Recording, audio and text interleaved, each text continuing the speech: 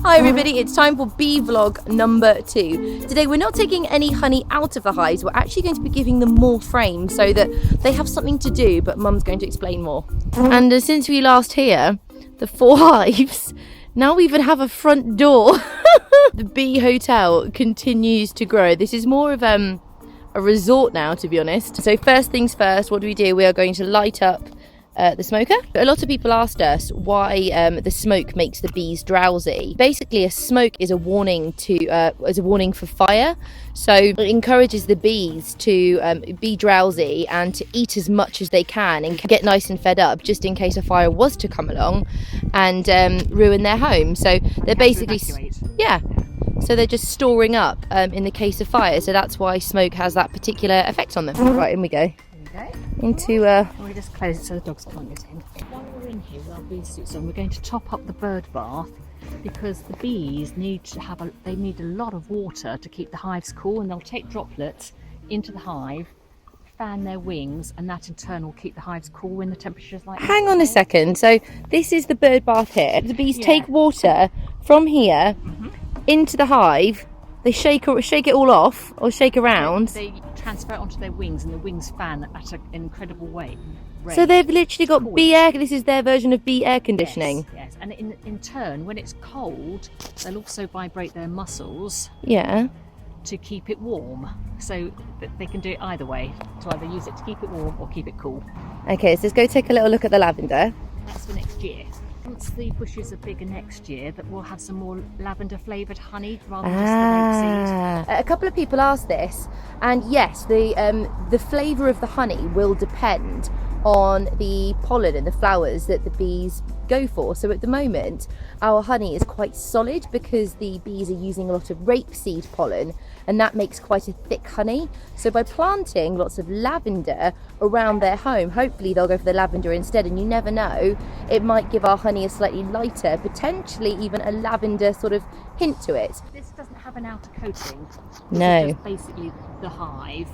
So in the wintertime, what I do is I put a little cover over it to keep them warm, so they don't get cold. And that's when they vibrate their muscles instead of fanning their wings. This is the WBC hive. That's actually got the outer shell. Yeah, that's more of your traditional sort of pretty looking hive. In a way, keeps it cool, and it also keeps it warm because it's got an outer shell. It's like it's insulation, so this one just needs a little bit of extra help in the winter. So there we go.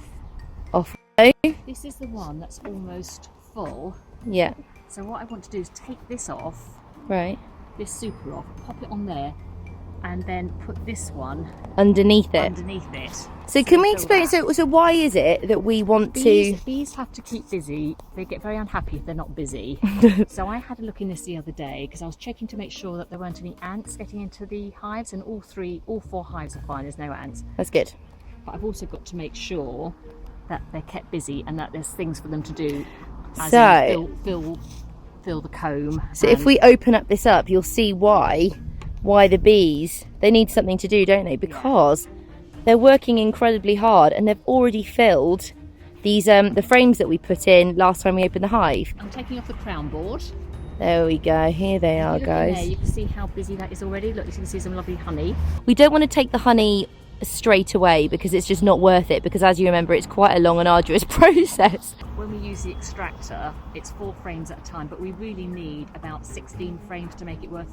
Yeah. Because it takes such a long time, and we have to melt and sterilise it all and everything as well. So it's a bit of a ball ache, to be honest. Right. So this one's got 2 brood boxes. I've given them more space. That's the brood box. I think that's the second brood box. And the brood box is where do you remember, is where the queen bee lives and makes all the baby bees. I'm using my hive tool, because what they do is when you put these on, they create propolis, this waxy stuff here, and it keeps it sterile because they're very, very clean. There's propolis. So. Do you want me to move this one for you? Hang on, I'm just moving this out of the way. Sorry, bees. Mum, are you all right? Do your hand. That is so heavy. That is full. Wow, so much honey in there, everybody. Wow, let's go in a little bit closer. Now, strangely enough, they haven't filled out these ones here yet. So hang on, so they've really gone to town in the centre, but not so much on the side. No. So I wonder why that is, Mum. I don't know, but there's still plenty of summer left for them to to fill the other one. So but we're going to go for it. This is a particularly active hive. So putting a new one on for them. And then we'll put this one back on again. Do you need a hand? Are you all right? This is a heavy one. Ready? One, muscles. Oh, you good? Are you good? Do you need a hand? Are you good? Wowee. Well done, Mum. That's all. Make sure there's no bees in there. Back on again. This little number's going back on top. Yeah. Although it's got some honey, so I think I might just leave it there for a minute because let them eat it. Like when we had used up the frames to extract the honey last time, we put them out here for the bees to eat. So you can see just even now there's a tiny bit of honey, so it's worth, before we're putting it on, just letting them eat it all up. Yeah, and actually I'm going to show you where the bees go in and out. You'll have to excuse the shadows. You'll notice that we're doing this on a really sunny day again, but it's best to do it when the sun's out because it means that more of the bees will be out foraging, so the hive is likely to be calmer. So there you go, little snack for them. This is one of the new ones. Oh, see, look how lovely and new this one is in comparison. Ooh. In comparison to the other hive that we've just opened, you can see that this one is still so new. They're working away at it. To be honest, this is where we'll take honey eventually, but most of the action will be happening down there at the moment. But Mum, can you tell us how you got hold of these bees? These came from a branch on the fruit tree over there. Over there. So what happened was that this hive probably got a little bit too busy. It was either this one or this one. They split, and then the queen would have taken half her hive basically with her, flew over to a nearby fruit tree, and then Mum saw that they were swarming, looking for a new home, so she quickly ran out, got a new hive. Well, a skep.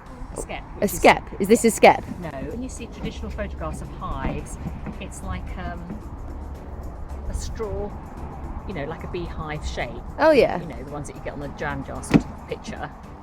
But we use a box which has just got 5 frames in it, as in those frames, and you just tap them in.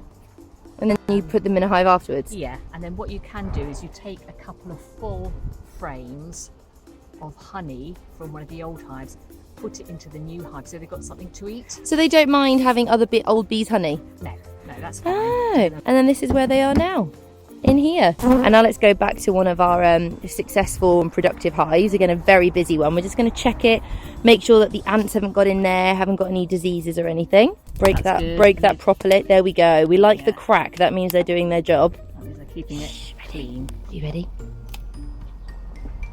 Oh yeah, they've just got onto that one. So we gave them all these new frames, and see down there, that's doing quite well down there. Look. Look, hang on, let's see if we can get a close up. That's fine. By the end of the summer, I think we'll have a few more frames out that one. There we go. It's where I pulled it apart.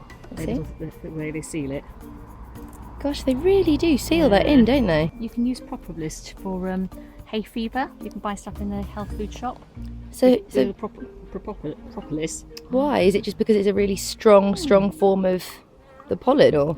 Well, they say that if you have, if you're suffering from hay fever, and you choose whatever it is you suffer from, and the bees forage that in turn will actually help. So there you go. So if you're suffering from hay fever and potentially, you also live near rapeseed fields, if you have some honey that is locally produced near to you, it might help your hay fever. But they're nice and calm, working away. Yeah, good, all good. Right, let's put that one down. Come on, Liz, we put these in. Right. Yes. It narrows the entrance for the bees. Is that to keep the heat in? No, we do it because of wasps. So what we do is that we put on this little door. One either side. So the bees can still get in and out, absolutely fine. But it stops the wasps being able to just fly in en masse and take over the hive, and it just means that the guard bees stand more of a chance, really, doesn't it, in defending themselves? Yeah, keeping the wasps out. It narrows the opportunity. So that's it for bee vlog number 2. I really hope you enjoyed it. I know that last time you found it really interesting, so that was a little bit different today. We weren't taking honey out, but it's interesting to see what happens other than just the honey making side of things, I guess. Let me know, give it a thumbs up if you like it, and if you want to see more discovery vlogs, which is what I'm calling them now, let me know, subscribe, and I will see you soon. Bye.